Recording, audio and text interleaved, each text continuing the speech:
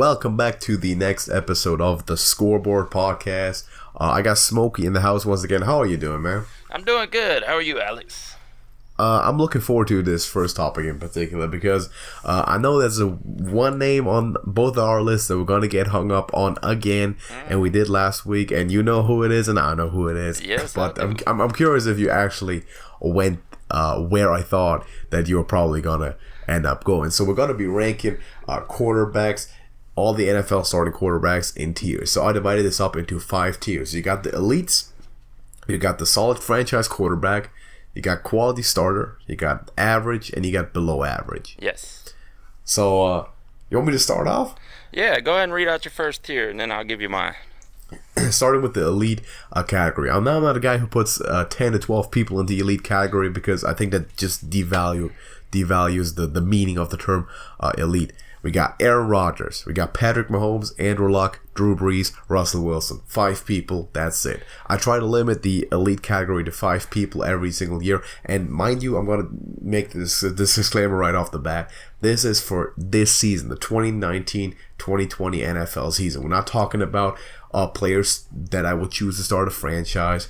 We're talking about the best quarterbacks right now in the upcoming season.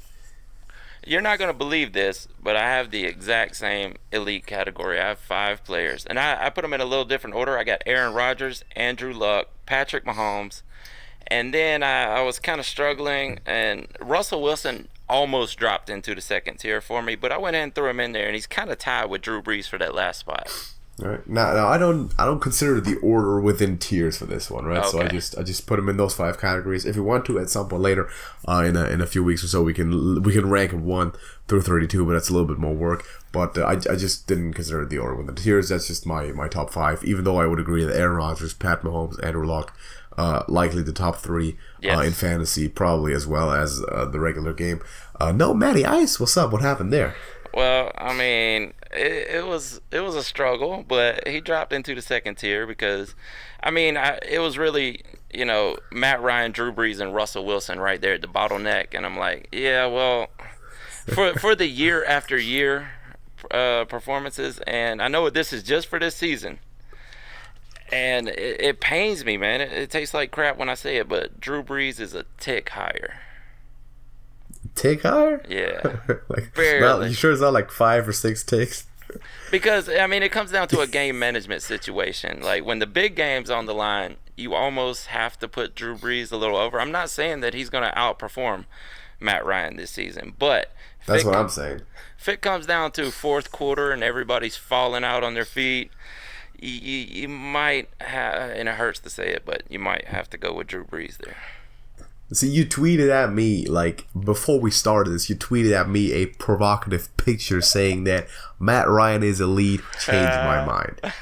And before I even said anything, your mind apparently has changed. Because right now you're not putting him into the elite category. Well, like I've always said, like, when I think of elite, it's a elite 1A and 1B. Like, okay. my next category, any of these guys could take a simple step to be elite, And Matt Ryan, like I said last week, he's kind of at the, he's in that 1B category, and so I had to throw him into the second category for this situation. All right. So you call it 1B, Yes. I call it number 2, or in this case, the franchise quarterback that's kind of on the verge of the elite, but not quite the very cream of the crop. I'm gonna go ahead. Carson Wentz, Tom Brady, Phillip Rivers, Matt Ryan, there you go, and Ben Roethlisberger. All right, I have a few more in this category, but I have Cam Newton, Tom Brady, Carson Wentz, Deshaun Watson, Matt Ryan, Phillip Rivers, and Big Ben Roethlisberger.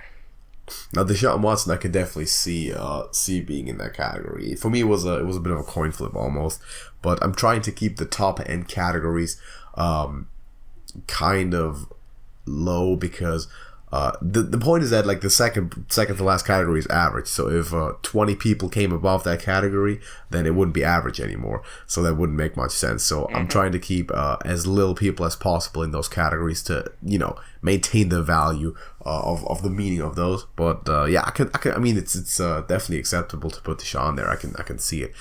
To me, Ben is also kind of on the verge of potentially dropping down. We'll have to see for one season. Going into it, I'll still put him there, but that might change over the course of the season. And next year we're going to be looking at a whole new list. So there's a bunch of people in the third category that might also make it up. But so far, this is how I kind of decided to do it. Carson Wentz could also easily be in the elite had it not been for 2 injuries, 2 years. He should be. I believe he will be if he stays healthy. Make it to that category, which is where he belongs. I agree fully with that. I really do believe in Carson Wentz. I mean, he showed out in his rookie season, and then he went beast mode in his second season. Then he had the injury at the end of the season because he wanted to be more of a running quarterback than I think Doug Peterson maybe wanted him to be, but it is what it is. Carson Wentz can easily be elite this season. Now, another one, because I know we're going to hear this from someone, somewhere, we both don't have Tom Brady in the elite category. No. I've been saying this for way too long, but I'm going to do it again. Tom Brady, as an individual, has never in his career been the best quarterback in the NFL at any given point. Because you had Peyton in the beginning, now and then you had Aaron Rodgers for a while. At this point you have several people. Yeah, they won the Super Bowl. Obviously they did. They're still a great team, and Brady's still a great quarterback. He is neither at the top of his game, nor is he at the top of the NFL, nor was he ever there. A lot of the success taints that, and I'm convinced of that to such a degree that I will even admit that I don't think Joe Montana was necessarily the greatest quarterback individually during his time. I believe Dan Marino was a more talented passer, more talented quarterback individually. Now, of course, the success similar to the Brady Rodgers situation reflects something different, but we have to look at this objectively in terms of individual talent, and Tom Brady to me is not in that category. I agree. I've always seen Tom Brady as a product of Bill Belichick, more so than just the greatest of all time. I mean, if you want to go by rings, he's the greatest of all time. If you're going by rings too, or Super Bowl appearances, you have to put Joe Montana up there as well. But I agree. I mean, he's never been the elite quarterback of the NFL. Well, if you go by rings, then Charles Haley is the best defender of all time. So, yeah, there you go. I mean, as great as he was, I think a couple of defensive linemen are already and were better than him. So I don't think that's necessarily the best indicator to go off of. Of course, the quarterbacks, it always matters more and all that. I get that, but we're looking at next season individual best quarterback, and he's not a top 5 guy. If you were going by rings, we have to put Joe Flacco up there and Trent Dilfer, and we can't do that. So the ring argument has never been in my. Put Joe Flacco up there. Doesn't he have like one? Yes, he does, but that's just it. I mean, I'm not saying you have to put him in elite, but if you wanted to use the ring argument, then that would make Joe Flacco better than most of these quarterbacks. But Dan Marino, for example. Yeah, exactly, and that's just not the case. No, that's not the case. That's correct. So, moving on, I guess, to the third category, the quality starter, but not quite top end guys. Cam Newton, Jimmy Garoppolo, Matthew Stafford, Baker Mayfield, Jared Goff, Deshaun Watson, Kirk Cousins, Sam Darnold. All right, and of course I've put a few more in there than you have, but I got Baker Mayfield, Jared Goff, Dak Prescott, Jimmy Garoppolo, Matt Stafford, Sam Darnold, Josh Allen, and Lamar Jackson. Those last two I know are going to be a point of debate, but I'm going to debate 2 names there. It's not the ones that you think. Okay. I'm going to debate Lamar Jackson for sure, but I'm going to debate Dak Prescott, man. Yes, I knew you would. Man, listen, I'm just not buying the guy. I got to see more, and I still think that it's possible, but right now I have no reason to assume that people don't overrate him consistently because of the team that he is on and how strong of a team that the Dallas Cowboys are around him with the running game. and even to a greater degree have been over the past couple of years. And also their fantastic defense. So I'm not buying Dak as an individual quarterback. I think he's a product of the system more than he's an individual superstar. I'm happy for him to prove me wrong because he does have promising talent. Now, I was not as high on Lamar Jackson as a lot of people are. He was my 5th quarterback in that class.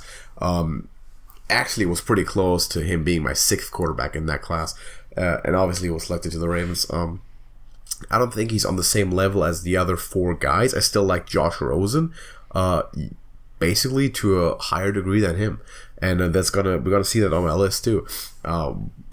Whether that happens to become the truth or not, I like Josh Rosen better as a technically clean pocket passing quarterback. 6'3" guy, great vision. The whole character trait of a true professional, and really refined in his throwing motion. I don't think you're gonna like where I put Josh Rosen, but we'll get to that.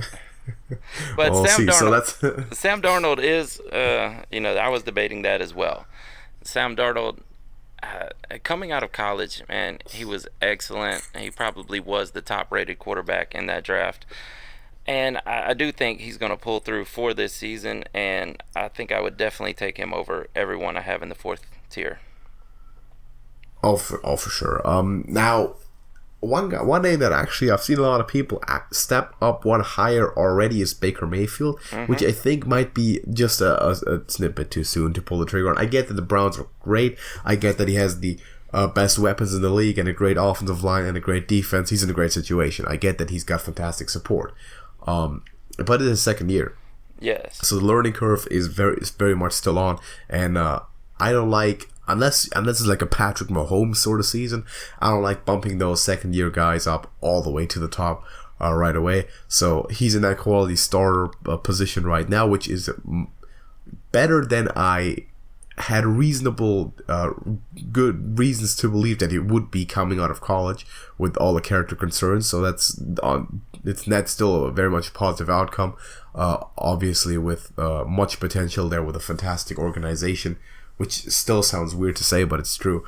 And similar things go for Sam Darnold. I think Jets have improved in certain areas with Le'Veon Bell, one of the better running backs in the league, and one of the wide receivers, which we're going to be talking about in topic number 2, not to say too much right now, but that's my 3rd category. So let's get into the average category, which is the 4th out of 5.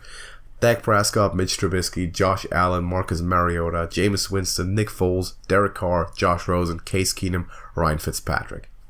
All right, I have Mitchell Trubisky, Joe Flacco, which you don't agree with, obviously, but no. Nick Foles, Derek Carr, Jameis Winston, and Marcus Mariota.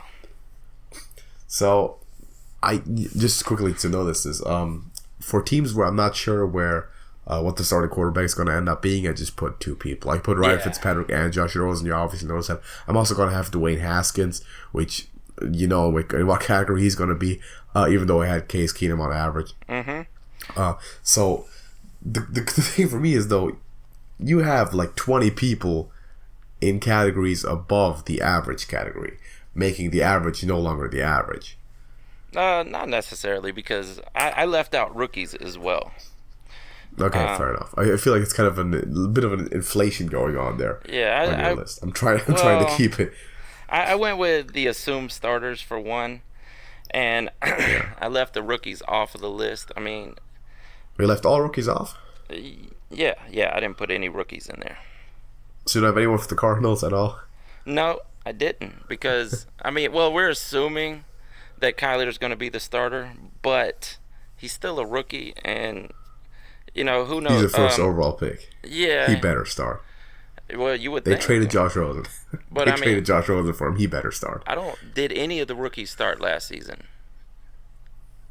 Well, one rookie came in with no quarterback in the house.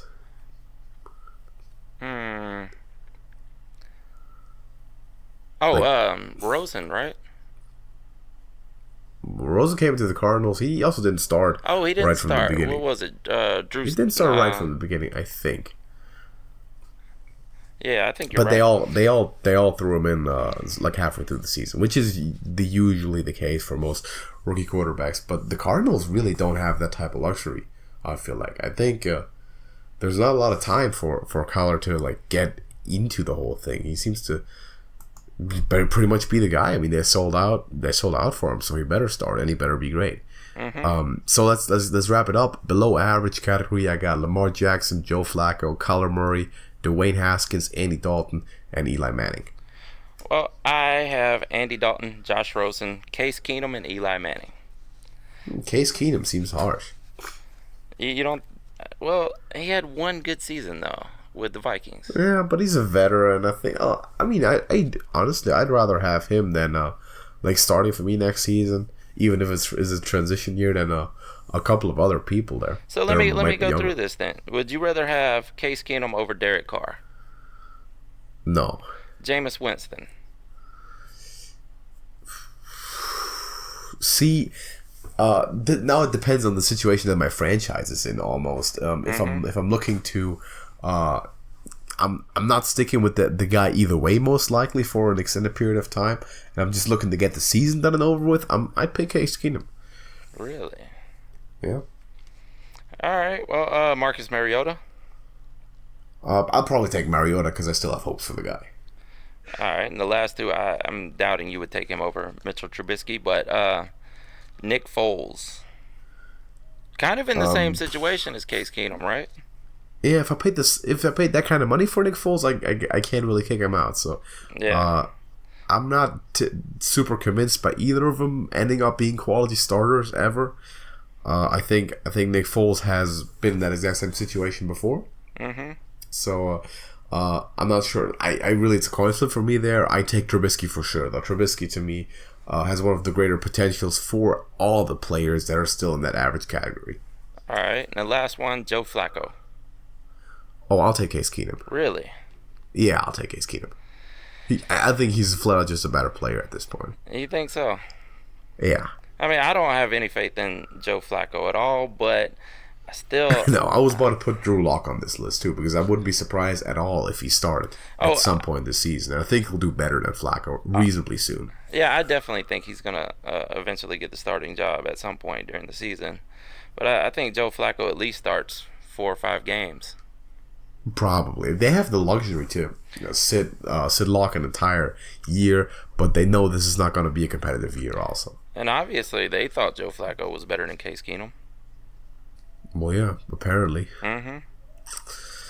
So let's get into topic number 2, because I've already hinted at one name at least. A couple of weeks back, we talked about breakout candidates at the running back position, and today we're looking at wide receivers. And I know you are very interested in those types of topics, so give me your first name or your first couple of names on who you believe in making their mark on the NFL in the upcoming season. All right. Well, do you want to go from the top down? Sure.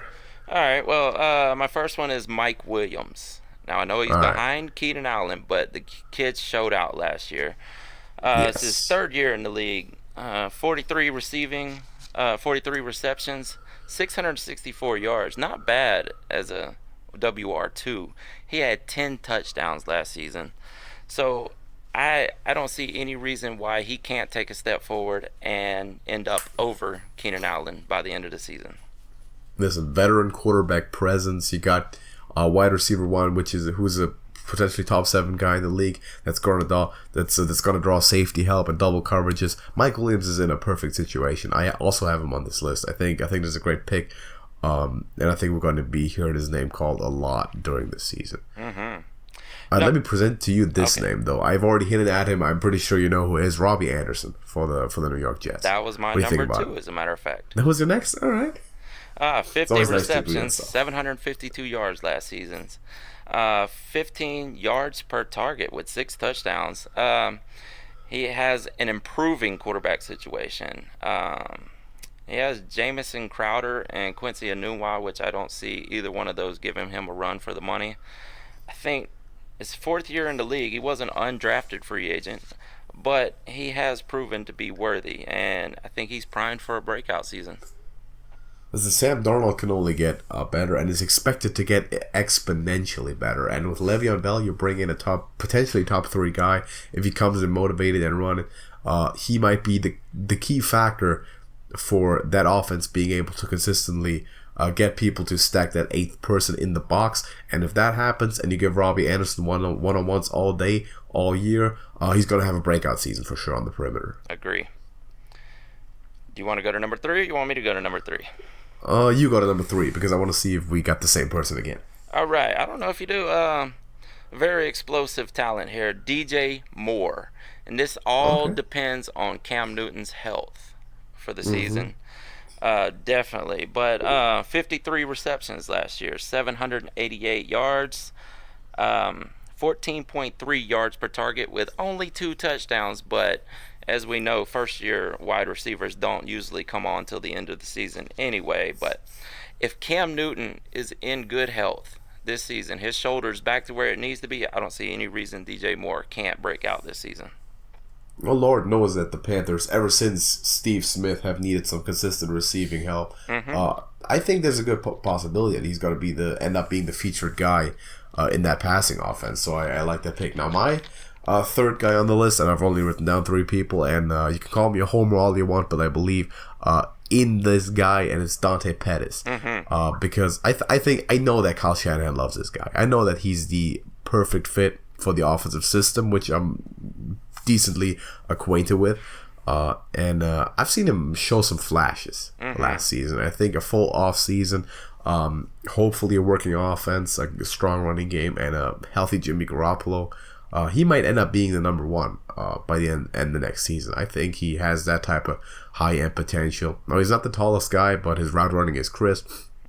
And he has the moxie, the determination to beat people in the slot. But I think he can compete on the outside as well. And I'm curious to see how that works out, especially since the 49ers don't necessarily have the greatest selection of big 6'3" perimeter Julio Jones type receivers. So people are going to be hopefully running crazy in that horizontal back and forth offense, and I think with the right play calling, this guy can be schemed open a lot, and he's going to make plays for you along with George Kittle and the top speed of Marquise Goodwin.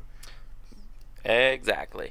I only left Dante Pettis off the list because I knew that was going to be one of yours. Yeah. So just for variance sake, I'll throw a couple of extra names at you. I'm going to leave off Calvin Ridley, which I feel has already broken out, and I don't think he's getting the number 1 slot anytime soon, but he had a great season, so I didn't put him on the list. There's always the perennials, the hype train's rolling every offseason for these guys like Devontae Parker and D.D. Westbrook, but until further notice, we can't throw them in the breakout category. But there's 2 more.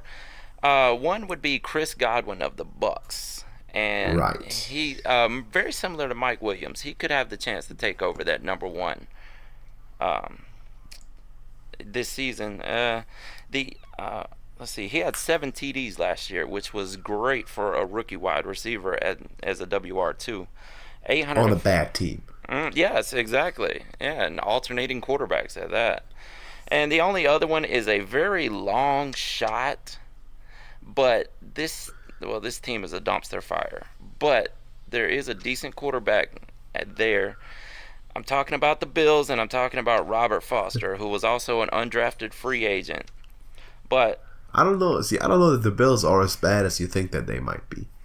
I don't think they're there yet, but I think the Bills are definitely on the way up. Well, they definitely, they have something to prove this year, and I do believe in Josh Allen, as I put him in my third category. I also don't think they're going to make the playoffs this year or anything, but we'll see. And I like the Foster pick too, so I only have my 3 people, and but I also like the other picks. I think after the season and halfway through, we'll kind of be reviewing, looking back at what our predictions were and to what degrees they've come true. And I'm expecting to hear a couple of those names again in the future with you talking about your fantasy football stocks and draft grades and so on and so on. So I know you're pretty invested in that sort of stuff. But let's quickly, before we get into that, to close out the show, swing over to another sport. Now, we got the NBA free agency going on. And last week it happened at the worst possible moment for us because we uploaded our our Scoreboard podcast, and like 3 microseconds later, I look on Reddit and it's like Russell Westbrook has just joined the Houston Rockets. I'm like, why? But also, this is fantastic. So it's old news at this point almost, but it's still somewhat crazy. So I think we still have to talk about it. We were talking about, we're running into the ground the Western Conference in last week's show. We're going on and on and on about the Warriors, Clippers, Lakers. How about the Rockets? Well, I think this comes down to how well is he going to get along with James Harden. I know they've been teammates in the past, and there's another question this brings up. Do you feel that Russell Westbrook, as a team player, better than Chris Paul? I don't think anyone is worse as a team player than Russell Westbrook. I agree. So it almost feels like a step backwards to me. Like, if it was one-on-one, I would take Westbrook. Has anyone ever gotten along with Russell Westbrook real good? No. I mean, can you even say has that anyone ever Harden gotten along with James? Yeah, with James Harden really good? Yes. So how is that going to work out for the Rockets? Well, both of those guys are known to be individualists at heart. Mm-hmm. We know both those guys are better at one-on-one than they are at team basketball. That is just the truth. They're both interested in own personal stats. And I would allege that they are both interested in that over team success. Especially Russell Westbrook, he's notorious for it, but I think James Harden to a degree has that in him as well. I am not sure how this is going to turn out. I don't think this can be productive. Now, bear in mind, there might always be the crazy double negative thing going on. It might just be the case that they work incredibly together and they're like the U.S. Olympic team dunking on everybody. Vince Carter jumping over people, making crazy stuff. I don't know. But as a like from an executive standpoint, this seems like a total shot in the dark. This seems crazy. I think the Houston Rockets are going to be a circus team. I think I mentioned this to you. They might as well be the Harlem Globetrotters next year. They're going to be fun to watch. Don't get me wrong, but successful against teams like the Lakers, Warriors, and Clippers, who are building to win games and win championships and constructing their roster depth chart with that in mind. Man, I like it as entertainment, but I don't have the greatest outlook for the mess in terms of championships. Yeah, I don't know. I mean, like I said, it feels like a step backwards to me. I know that Harden and Chris Paul didn't get along in the first place, but I don't see how he's going to get along any better with Westbrook. Yeah. Maybe even worse. You could see Chris Harden is standing on the corner and waiting for a pass. Well, you're not going to see that with Westbrook. He wants the ball. Yeah. And James Harden wants the ball. So, they're going to be stripping the ball from each other on offense. Yeah, you would think so. That's not going to be a good thing. That is what's going to happen. They're going to be competing among each other for points. So, what does this mean for OKC? Oh boy! Still a dumpster Don't get fire. me started on the Thunder, man. It's getting worse and worse. Now, of course, I don't think Russell Westbrook was ever the guy that's going to bring you athletic success. Even though he promised that multiple times. Oh yeah, but I think the hopes left town with Kevin Durant. But yeah, I mean, it's a full rebuild, man. You take a couple of years of time and you revolutionize everything and you start over. That's the only thing you can do right now. Everyone's gone. Yep. Yeah, I see a dumpster fire that is still blazing and a dumpster fire in the making. Yeah, so I think personally the Rockets pulled the trigger there prematurely or just incorrectly, basically, seeing everyone in the West load up, the California teams looking unstoppable, and kind of panicking, and seeing that championship window closing, and they made this move, which I don't think is a sound decision, but we'll see how it's going to end up turning out. I think the Rockets are still probably going to make the playoffs, and they're probably going to put on a show, but they lost pretty handily this year to a very diminished Warriors team, which tells me that they were a lot worse already than they were last year, and I don't really see this going in the right direction. I don't either, man. I think we can hold the status quo for the West right now. So can we do like a weekly finals prediction thing from now on? Whenever news comes in, what's your finals matchup for next year? Well, the East, man, I haven't looked into it that much. The East is it's up in the air. I mean, I first said Toronto, of course, but without Kawhi, Yeah, I don't see that's all I'm Toronto. gonna. Yeah, I don't see Toronto going back. Of course, I still think it's a bottleneck between the Warriors, the Lakers, and the Clippers. But with the Clippers being the lowest, I think I said the Warriors the lowest last week. But on further contemplation, I'm gonna put the Warriors above the Clippers. So I think it comes down to the Lakers. I mean, yeah, the Lakers and the Warriors, and the East. Who do you see winning the East? Just give me your opinion. A safe pick is Milwaukee for sure. It's the not Bucks, a flashy right? pick, but why not? Listen, the whole Kevin Durant and Kyrie Irving thing is getting started year one. Kevin Durant's going to be hurt for most of it. Yeah, I can't see the Celtics. I don't think that's going to end up in success very soon. So why not the Bucks? In my opinion, they were the best team in the East this year. Somehow managed to blow a 2-0 lead to Toronto, who went on to win the championship. So yeah, I got the Bucks. I got Giannis. Even though I don't see him as individually as fantastic as a lot of people do. Now he's great. He's top 10 player for sure. I don't think he's a perennial MVP kind of guy. He had a great season, but the team is stacked to the teeth. So that seems like a reasonable pick to me. Yeah, and I said I can't see the Celtics. I meant the Nets when I said that, but I can't see the Celtics either. I can't see the Nets going for it, especially with Durant being out.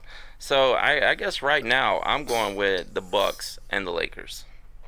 All right, I'm also gonna go with the Bucks and the Lakers this week, but maybe next week I'm feeling different. We'll see. Maybe the Kawhi Leonard thing hit me again. Maybe it's LeBron's 50 years old. Maybe the Clippers. Maybe not. Maybe I'm a homer again. I pick the Warriors. We'll see. But yeah, the Bucks seem to be one of the big winners to me of this off season so far. You've seen the Raptors knock themselves out. You've seen the Celtics knock themselves out. And we would have thought the Pelicans knocked themselves out, although they drafted well. Yeah, the Pelicans are a team of the future for sure. I don't think they're going to compete with the Bucks this year or maybe next. But listen, Zion has been looking pretty cool during summer league, and they have a lot of young talent on that team. But it's not going to be a 2019 campaign. It's going to be built for the future, and the Bucks need to capitalize on that because they are right now the most stacked team in that conference by far. Now, can they compete with the West? I think there's 3 teams in the West that I could reasonably still lose to, which is of course all the California teams. But the East should be pretty open for them. I agree. All right, so let's wrap that up. I think we'll pretty much talk about something similar next week as well, or in the next show, and we can make that a thing. Every week we call our finals prediction depending on the news that turned out. So yes, I'm kind of curious to see that because it's really a neck and neck race. But let's get into your thing. Topic number 4. You got some fantasy football news for us. I do. Which becoming more and more relevant these days as we are getting closer to the NFL season. It is my favorite time of the year. I love it. I have an affinity for fantasy football that you wouldn't believe. But let's get into some quick notes of the week here. There's a big one. Let me just go through a quick smaller notes. Like this came out this week. Alex Collins broke his leg, and he's not even on the team, so I don't know why anybody cares, but that made fantasy news this week.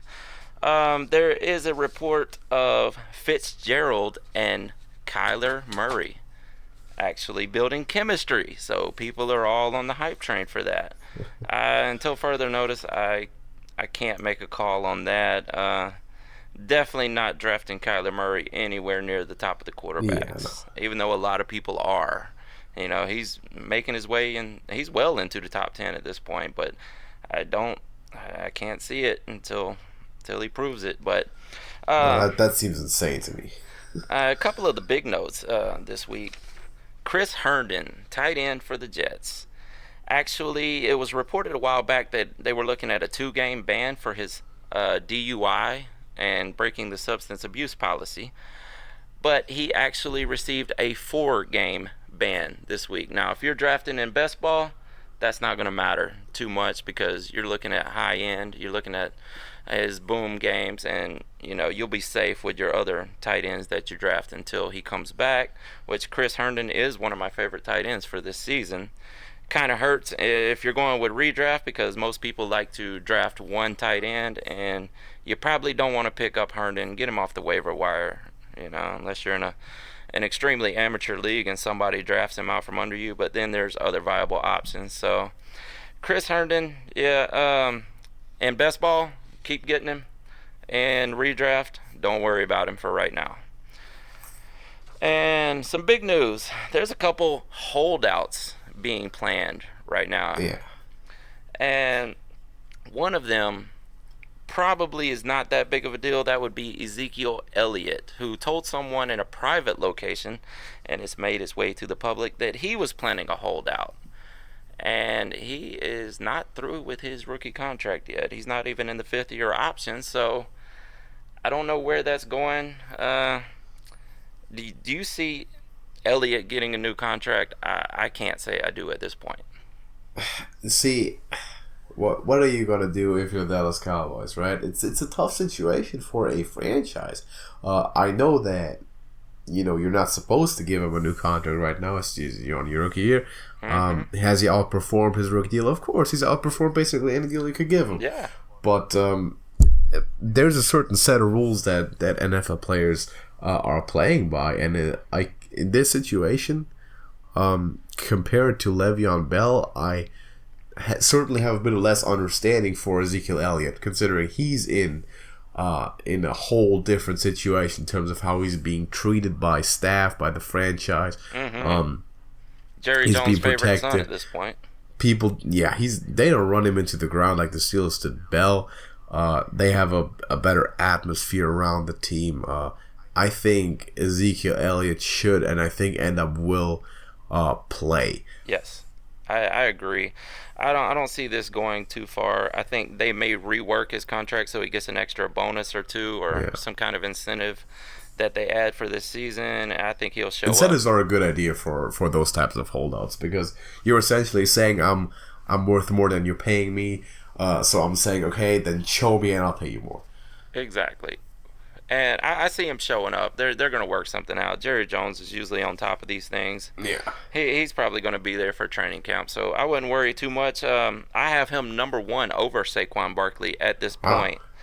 So keep drafting Ezekiel Elliott. Don't worry about it at this point. If it becomes more serious, we'll let you know. But as of right now, don't worry about it. But there is one that we need to worry about, and this would be Melvin Gordon, who is it's every kind of situation you can think of is being thrown out at this point. Are they going to pay him, or are they going to trade him?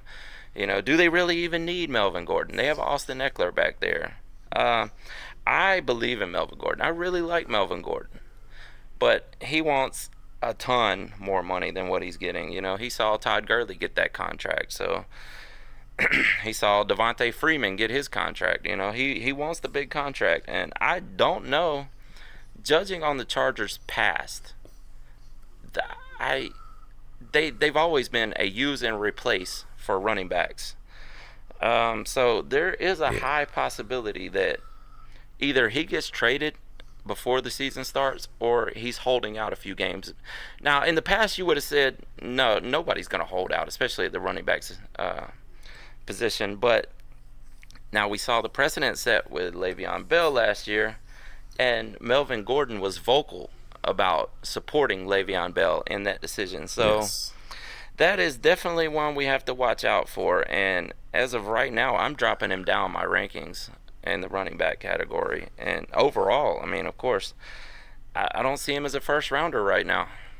What do you think? See, I think from a real NFL standpoint, again, if you're the Chargers, the key question is, how are you looking at your Super Bowl window? How are you looking at your championship window right now, this year, next year? If you think we're still on it to win it all with Phillip Rivers in the next 2 years, you got to keep Melvin Gordon around. It's too much of a downgrade to trade him away. I think Austin Eckler is a decent dude. He's an average starter in the NFL. He can play running back. But Melvin Gordon is a top 5 guy if he really gets going. And yes, you're right. He came out with Todd Gurley. Yes. He was on the same level as Todd Gurley out of college, throughout the entire draft process, and he's sitting there thinking, I'm the safer player. Yeah. Compared to Todd Gurley, who's been hurt for 5 years. Yes. With his knee. So how am I not getting paid that same amount of money? I should be getting at least the same amount of money as Todd Gurley is getting. Considering my contributions to the Chargers offense over the last couple of years. So I can understand the point that he's coming from. The decision is definitely with the organization. Where do you see yourself?